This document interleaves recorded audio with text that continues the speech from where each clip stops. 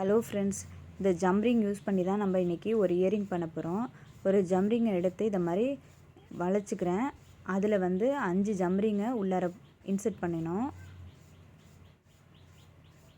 இந்த மாதிரி பண்ணிவிட்டு அந்த ஃபஸ்ட்டு ஜம்ரிங்கை நம்ம இது மாதிரி க்ளோஸ் பண்ணிக்கணும். க்ளோஸ் பண்ணதுக்கப்புறம் இப்படி இருக்கும். இதில் இப்போ நரம்பு எடுத்திருக்கேன். ஒரு ஜம்ரிங்குள்ளே அந்த நரம்பை உள்ளார விட்டு ஒரு பீட்ஸ் கோத்துக்கணும்.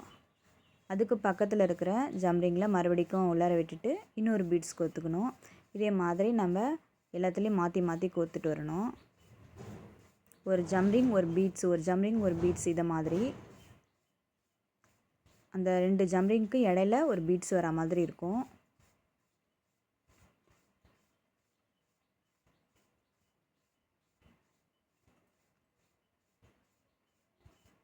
இப்போ கோத்துருக்கேன் பாருங்கள்.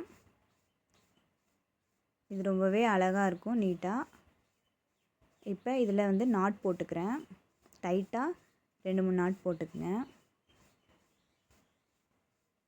அப்போ தான் வராது. இப்போ முடிச்சாச்சு பாருங்கள். எக்ஸ்ட்ரா இருக்கிறத நான் கட் பண்ணிக்கிறேன்.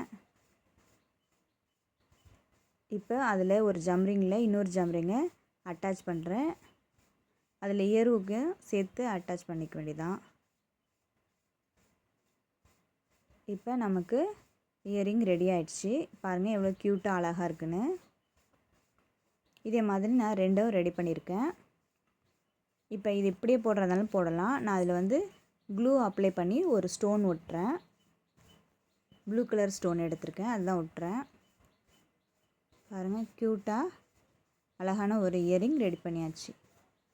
இந்த கிராஃப்ட் உங்களுக்கு பிடிச்சுன்னா லைக் பண்ணுங்கள், கமெண்ட் பண்ணுங்கள்.